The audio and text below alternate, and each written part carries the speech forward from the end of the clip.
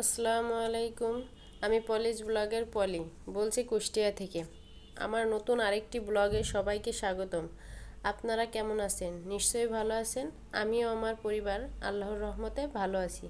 আজকের ব্লগটি মূলত শুক্রবারের। শুক্রবার মানে সপ্তাহের শ্রেষ্ঠ দিন, দোয়া কবুলের দিন, গুনাহ মাফের দিন। প্রতিটি মুসলমানের জন্য সপ্তাহের অন্যান্য দিনের তুলনায় শুক্রবার একটি অন্যতম দিন। এটি ঈদের দিনের মতন। জুম্মা মুবারক। এখানে দেখছেন খিচুড়ি রান্নার প্রস্তুতি চলছে। আমরা অন্য অন্য দিন রুটি বা ভাত পরোটা যাই খাই না কেন, শুক্রবারের সকালে আমরা খিচুড়ি খাই। এখানে আমি খিচুড়ির ভিতরে 3 রকমের ডাল দিয়েছিলাম এবং বাটা মশলা দিয়ে হাতে করে মাখিয়ে আমি প্রেসার কুকারে বসিয়ে দিয়েছিলাম।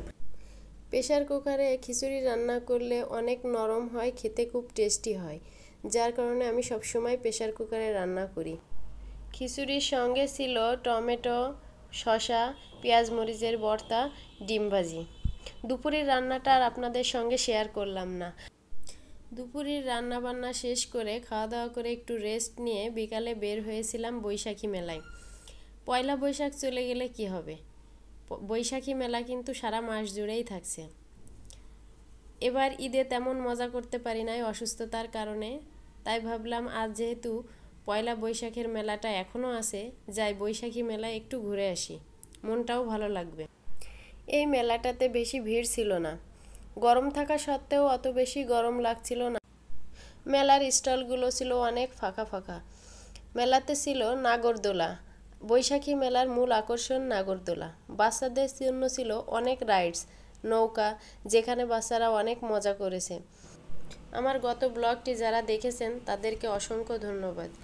আমার চ্যানেলটি আপনারা সাবস্ক্রাইব করবেন, আর যারা সাবস্ক্রাইব অলরেডি করেছেন তাদেরকে অসংখ্য ধন্যবাদ আমার পাশে থাকার জন্য।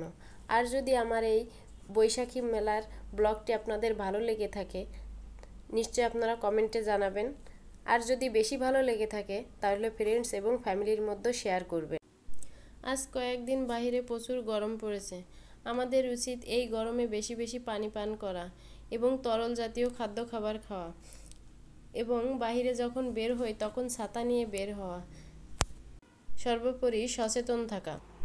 এই মেলাটার আয়োজন যেই মাঠে করা হয়েছিল, এই মাঠটা ছিল অনেক বড়, যার কারণে স্টলগুলো ছিল অনেক ফাঁকা ফাঁকা। এই মেলাতে অনেক কসমেটিকের দোকান ছিল, সাথে ফার্নিচারের দোকানও ছিল, সার্কাসের ব্যবস্থাও ছিল, অনেকে সার্কাসও দেখেছে। এই মেলাতে টিকিট বিক্রি হচ্ছিল 20 টাকা করে। এখানে অনেকে টিকিট কেটেছে। টিকিটের মূল আকর্ষণ ছিল মোটর সাইকেল। আমরা কিন্তু টিকিট কাটি নাই, কারণ আমাদের টিকিটের ভাগ্যটা অনেক খারাপ। মেলার শুরুতে যে হাতিটা দেখেছেন ওটা সার্কাসের জন্যই ছিল। মেলার স্টলগুলো ঘুরে ঘুরে দেখছিলাম। ঘুরে ঘুরে দেখার মধ্যে একটি স্টল আমার খুব ভালো লেগেছিল, কারণ এখানে ছিল ঝিনুকের অনেক জিনিস, ঘর সাজানোর জিনিস, সাথে ছিল ঝিনুকের কানের দুল, ব্যান্ড, চুড়ি, এগুলো। কারণ সব মেলাতেই কিন্তু এই ঝিনুকের জিনিসগুলো দেখা যায় না। মেলা থেকে আজ আমি কি কি কিনেছি সেগুলো আর আপনাদের মাঝে শেয়ার করব না, অন্য একটি ব্লগে আপনাদের মাঝে শেয়ার করব। আমরা মেয়েরা আমরা যেখানেই যাই না কেন, ঘর সাজানো, ঘরের জিনিস, রান্নাবান্নার জিনিস, এগুলোর দিকে আমাদের চোখ আটকাবেই। যার কারণে এই স্টলটিতে এসেছিলাম যে কি আছে না আছে। মেলায় এখনও প্রচুর ভিড় হয় নাই, কারণ একটু পর থেকেই শুরু হবে, সন্ধ্যা নামলেই ভিড়টা বেশি হয়। কারণ যেই টিকিটগুলো লোকে কাটে সেগুলো প্রচার হয় রাত 10টার থেকে, যার কারণে মানুষ সন্ধ্যার সময় আসা শুরু করে। মেলা হবে আর সেখানে ছোলা বুট, বাদাম, পাঁপড় এগুলো থাকবে না, তা তো আর হতে পারে না, তাই না? ওখান থেকে দেখলাম অনেক সুন্দর একটি ফুলের দোকান। ফুলগুলো দেখতে অনেক ভালো লাগছিল। ফুলের সাথে সাথে এখানে অনেক গাছও ছিল, বনসাই গাছ, যেগুলো দেখতে অনেক সুন্দর লাগছিল।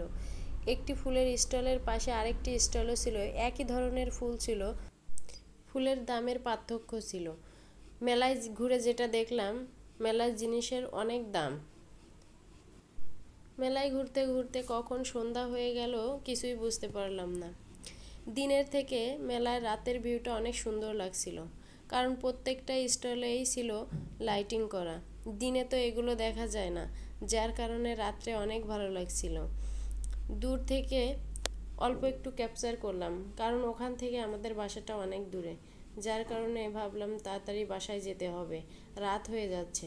এই কারণেই অল্প একটু ভিডিও করলাম। আমার এই ব্লগটির কোথাও যদি ভুল হয়ে থাকে আপনারা ক্ষমা সুন্দর দৃষ্টিতে দেখবেন। আজ আর নয়, এখানে বিদায় নিচ্ছি। আল্লাহ হাফেজ।